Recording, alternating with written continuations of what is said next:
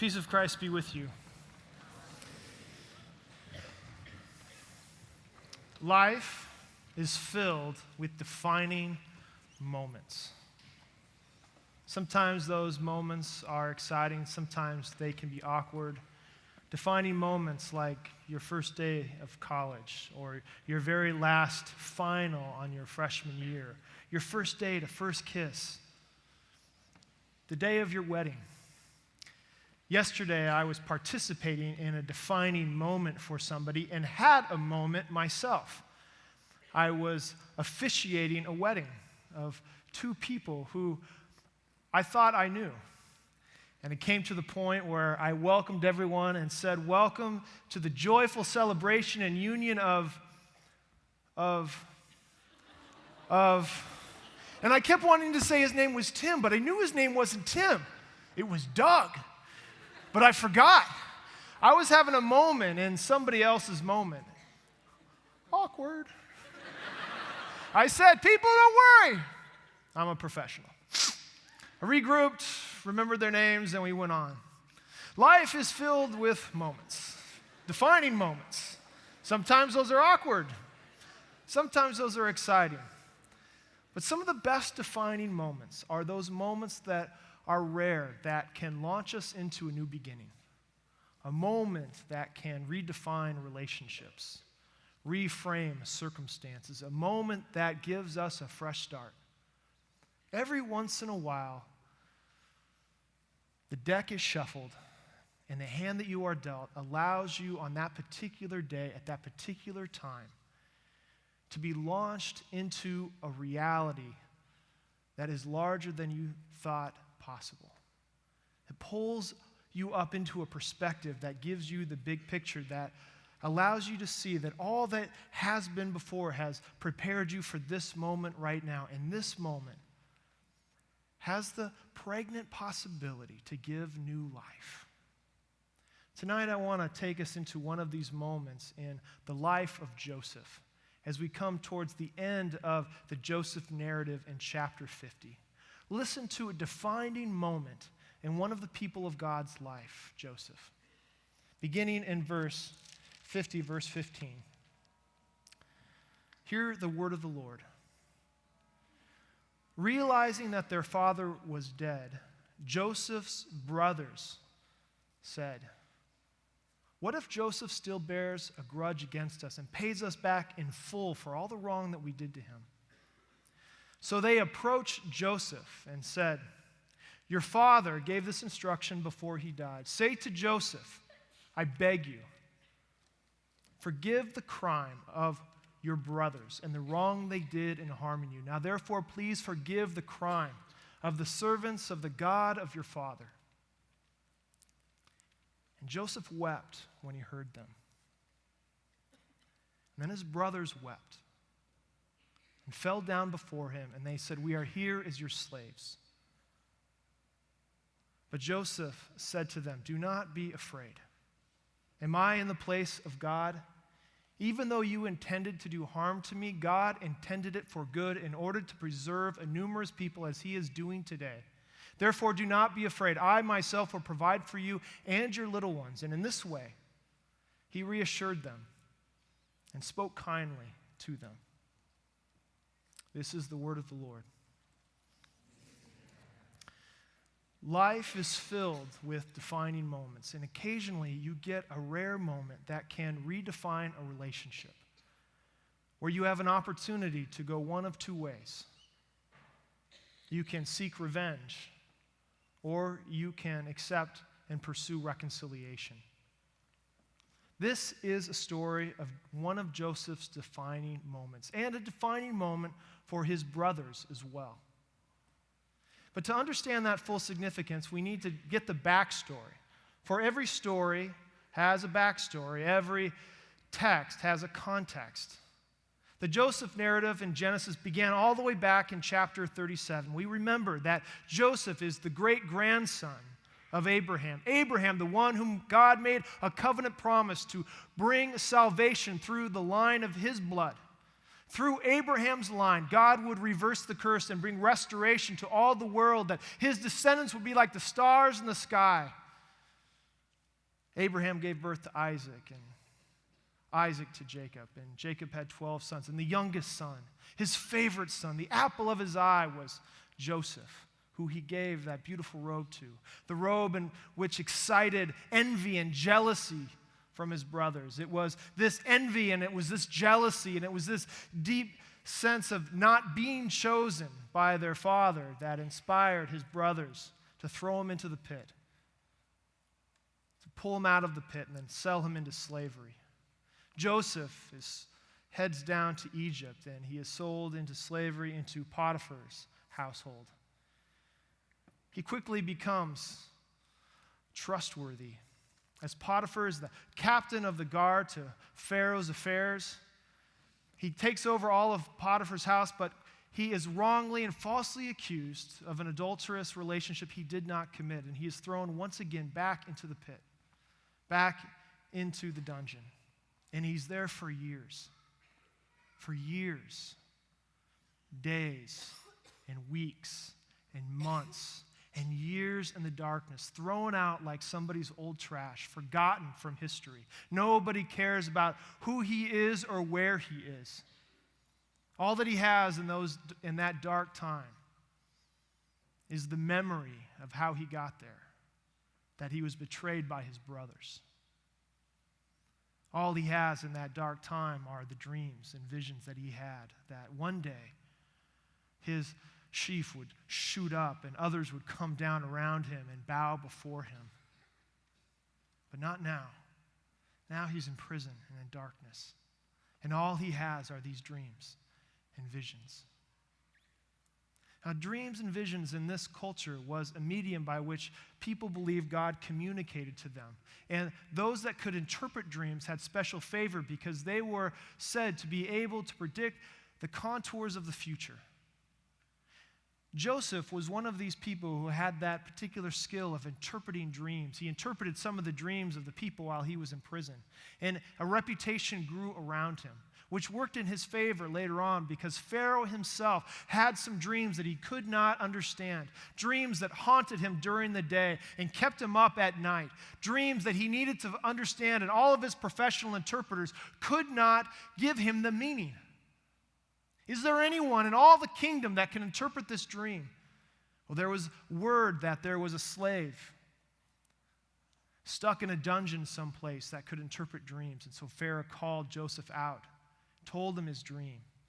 And without blinking an eye, Joseph told him the meaning of the dream. It was a dream that said that you're going to have 7 years of plenty. There'll be 7 years where there'll be abundance of grain and harvest, and everyone will eat from the fat of the land. But then following that, there will be 7 lean years. Years of depression and years of drought and years of starvation. So plan ahead, Pharaoh. You need to be able to, in the good years, prepare for those bad years. Pharaoh's so impressed that he takes this 30-year-old slave and puts him in charge of the entire kingdom of Egypt. Think about that. In 13 years, Joseph went from the youngest, clumsiest kid in his father's household to being sold into slavery, to be thrown into prison, only to rise to be one of the most powerful people in all the world. 7 fat years happen, and then it begins the 7 lean years, the years of depression, the years of drought. And all the world is starving, and all the world is coming into Egypt to get rations for food and grain so that they may not starve, so that their children and their children's children might have the hope of life. And it comes to pass that Joseph's brothers travel down from the land of Canaan to get their ration, to get their share. And what do you know? They're confronted by their brother Joseph, but they don't recognize that it's Joseph. But Joseph recognizes them right away. He messes about with them for a little bit, saying, "Where's your youngest brother?" They say he's back home. "Well, you need to go back and get him, but we can't get him. Our dad won't let us." And they have this little exchange. Finally, he confesses who he is. Confesses to his brothers, I am the brother you sold into slavery. They're dumbfounded and horrified and stunned.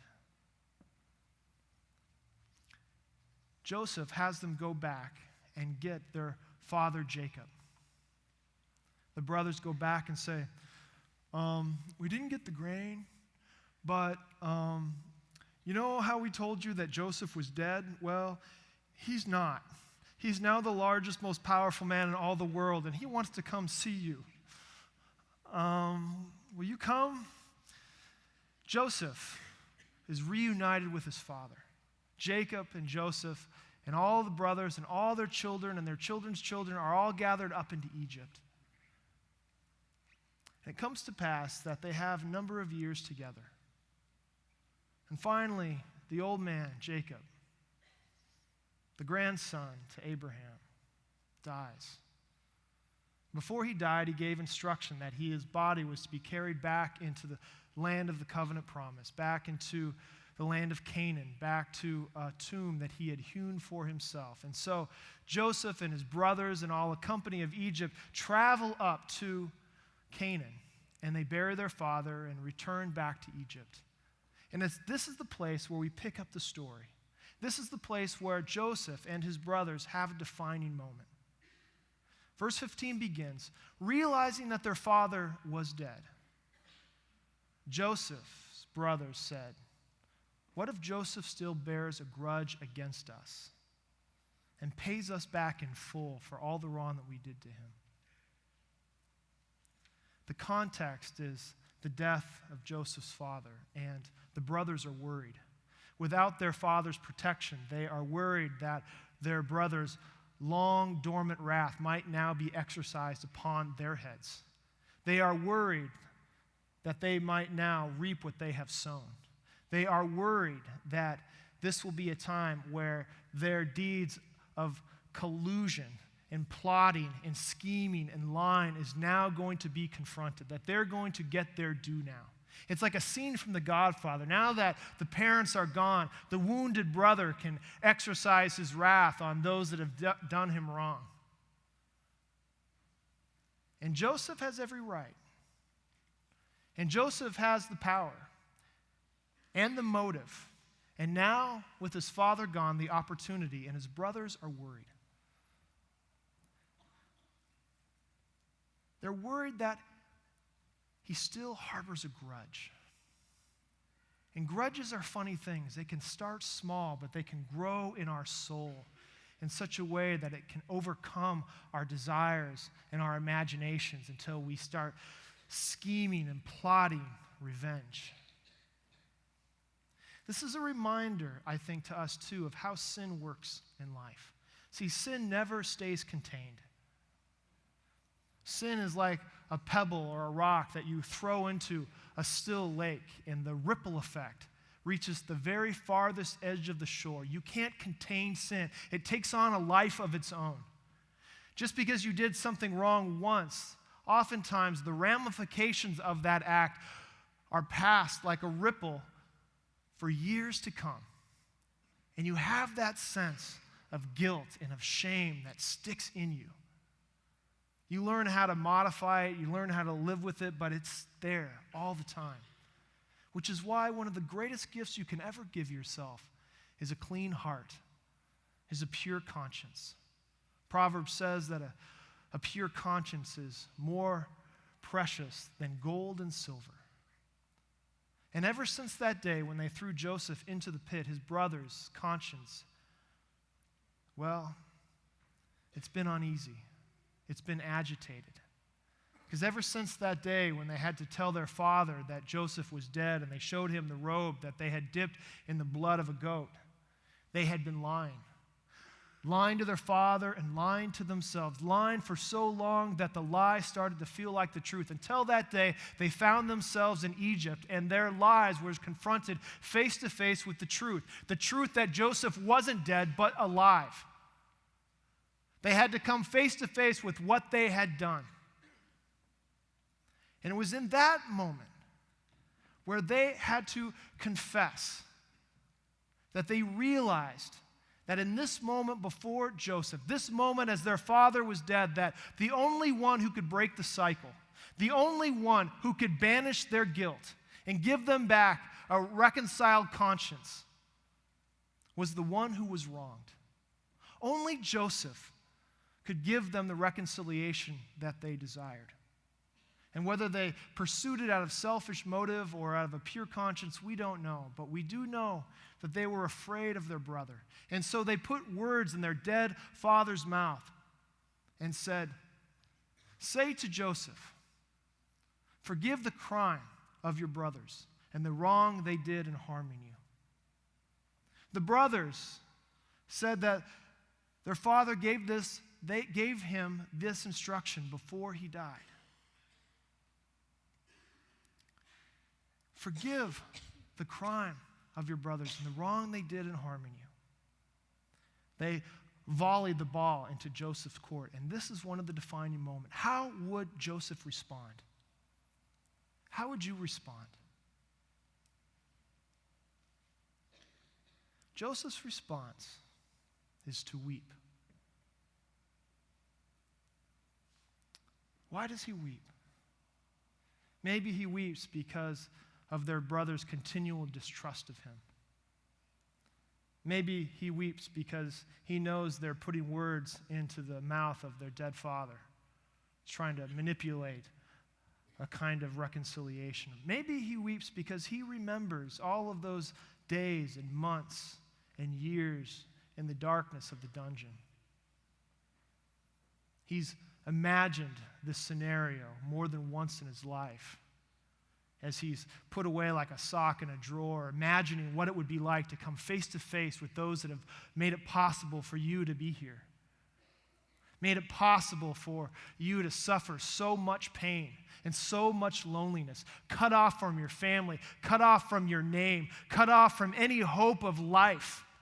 That his brothers did this, that more than once I can imagine that Joseph had fantasized about what he would say and what he would do if he was given the opportunity to execute justice upon those that hurt him.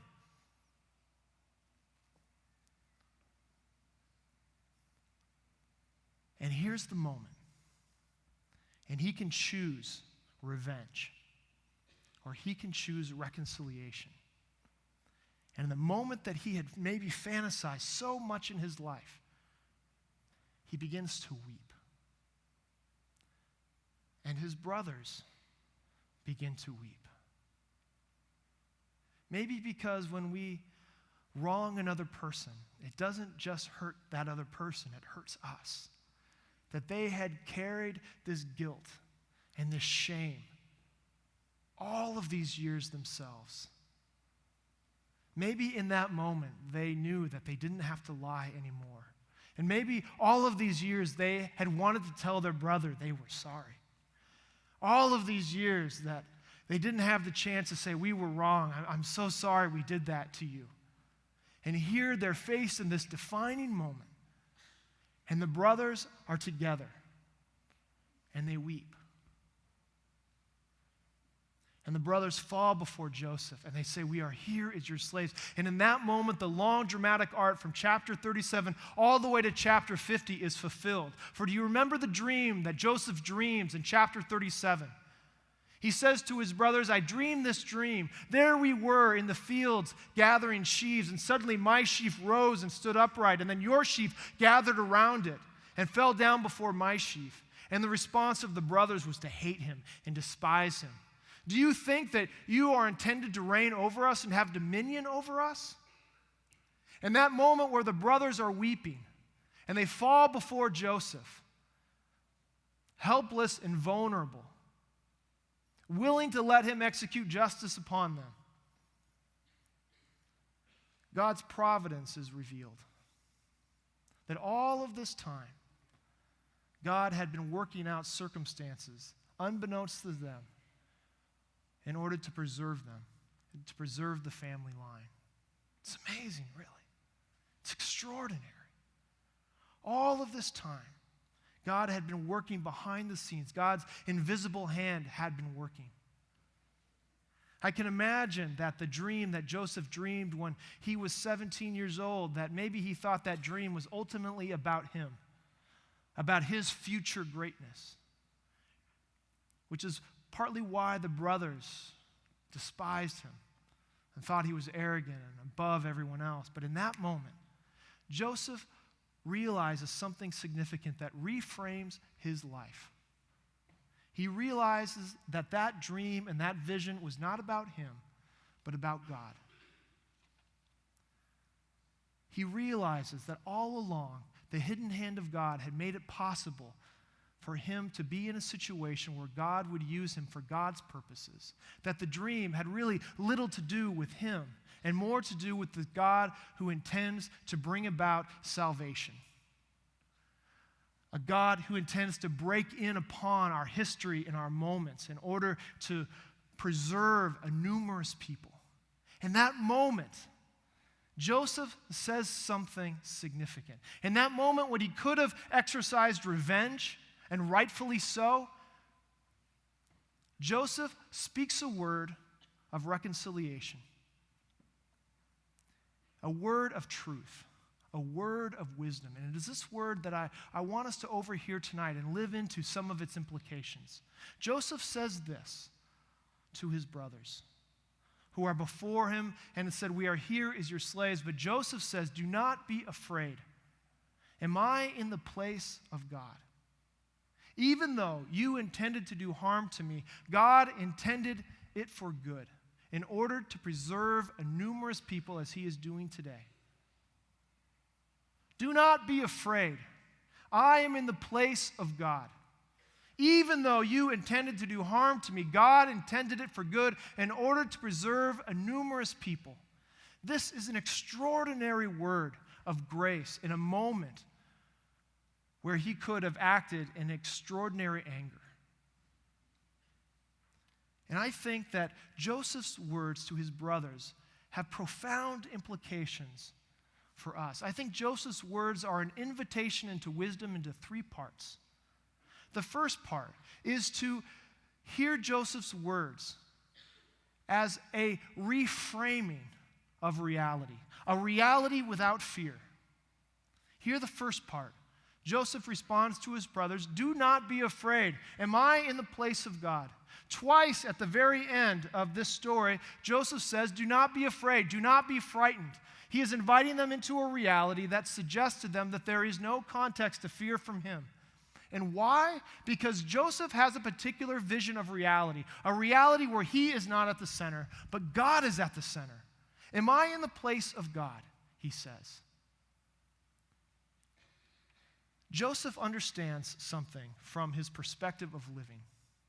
Sometimes when we're young and we're in the midst of life, we don't always understand that some of the circumstances we're in are the very circumstances God uses to put us where we need to be later on in life. But now Joseph is at that place of life, and he can look back and he can recognize, even though he was thrown into the pit, even though he had that season of darkness in the dungeon, God used that for good. Am I in the place of God, he says to his brothers. In other words, I am not God. I am merely a participant in the large drama of God. God is the one who is at play. And I think this is interesting for us because so many times we can do our kind of ethical reflection, pivoting from our own personal experience, our own personal hurts. But he is inviting his brothers who have come to him out of their own anxiousness of guilt and shame and reframing their perspective back towards God. For when we keep our perspective on God, it reframes a whole vision of reality where I am no longer at the center of all things. And it's because of that vision of reality without fear, a reality where God is at the center, where Joseph is able not to exercise revenge, not to choose a harsh word, but in other words, to direct his brother's attention back onto God. Joseph invites us into a wisdom that reframes our perspective of reality, where God, not us, is the defining center of gravity. The second thing that Joseph's response to his brothers is an invitation to reframe our present circumstances. Even though you intended this for harm, God intended this for good. And I think this is just a beautiful word to keep in our back pocket. Because there will be times, and I don't know what those times or what those circumstances will be for you, but you're going to feel like others are doing you harm. That relationship didn't work out. You didn't get that grade you wanted. You didn't get that job you were hoping for. Or maybe you have a condition that God has put in your life that you just can't seem to get out of on your own. But hear this word. Even though others intended something for harm, God intended it for good. In other words, God has a limitless power. God can transform circumstances. He can take darkness and make it into light.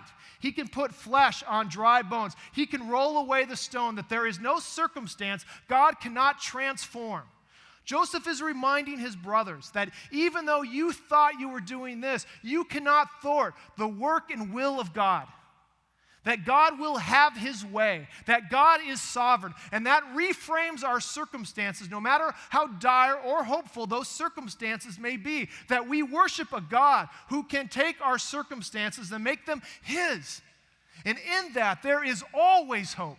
In that, there is always the possibility that something new can happen, a fresh start can take place, that the old can be gone and the new can be reborn, because God has the power to take old things, hurtful things, and transform them into new and beautiful things.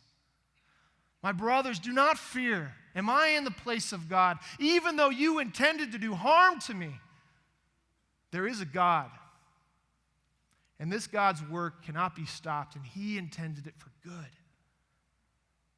Joseph's wisdom can reframe our circumstances. And we may be at a time where those circumstances are hard, but my friends, hold on, because you cannot thwart the work and will of God. God has the power to take darkness and turn it into light, which is the third piece of wisdom that Joseph reminds us of, that ultimately Joseph takes a step back and reminds his brother and reminds himself and reminds all of us who hear this story echoing down time that this is fundamentally a story about God, about what God does. We're at the very end of Genesis. And the whole book of Genesis has fundamentally been about a God who creates out of love, a God who can't help but love. That this creation begun in Genesis 1 and 2, and though stained and the scandal of shalom happens in Genesis 3, ever since then, God has been working out a plan and a promise, a covenant made to Abraham, passed through Isaac, and then to Jacob, and then to Joseph. All the way through Genesis has been about a God who acts in history, a God who will save. This is the God we worship tonight, the God who is and was and is to come, the Alpha and the Omega, the God who is unchangeable. From all the way back from the very beginning to right now today, this is a God who acts, and whenever God acts, it is the work and will to bring salvation, to preserve a numerous people, just as Joseph told his brothers. You intended to do harm to me, but God intended it for good in order to preserve a numerous people. In this case, to keep a large people from starvation, to preserve the covenant line, the line in which God would bring salvation and restoration to all the world. It is this line that passes through Israel, through the prophets, through King David, all the way to the incarnation of Jesus Christ. And this God we see acting decisively to bring salvation for all on the cross. And this is the decisive moment of history. This is the moment that defines all other moments. This is the moment where we are reminded that God is still a God who acts to save. For the cross of Christ is the cross where God himself is present. The only one who can break the cycle, the only one who can banish the guilt is the one who is wronged. And in the relationship, an estrangement between humanity and God, between the creator and the creature, only God could reconcile that relationship. Genesis is pointing us to the cross, to this saving God. And the good news to us tonight is this: God has saved, that it is finished, that the cross is decisive, that the blood of Christ is shed for all. And those who believe in him, who receive his name, he gives power to become children of God, where the old is gone and the new has come, where it can reshape our circumstances in your personal life, in our community life, the life of Hope College, the life of the United States of America, the life of every nation on earth, north and south and east and west. This is a God who saves, and his will and work cannot be stopped. God has the power to save numerous people. And by God's grace in Christ, we are part of that people. Not by any work that we have done, but always through the work of God who acts in history, in our time, in our place. And right now, the Holy Spirit is being poured out on all flesh to pull us all together so that we will stop being a people who will, in those defining moments, seek revenge, but that we can pursue reconciliation anew. For this is the work and will of God, that we would be knit together with God and with each other and with all creation in a sense of justice and fulfillment and delight. You see, I believe that these decisive moments happen every day. We come into the last week of school. And if there's any loose ends in our relationships, let's have some of those defining moments this week where we approach each other and we ask for forgiveness. And we can do that because we are not God, because God has acted to save us and reconcile us, and that we are free now from the long shadow of sin. And in that, my friends, we can have a new kind of life. It can be beautiful. We can put down all the hostility and enmity and strife, but we do that in God. We do that through God. And in and through God, we are given an invitation to a new kind of life. Amen? Would you pray with me?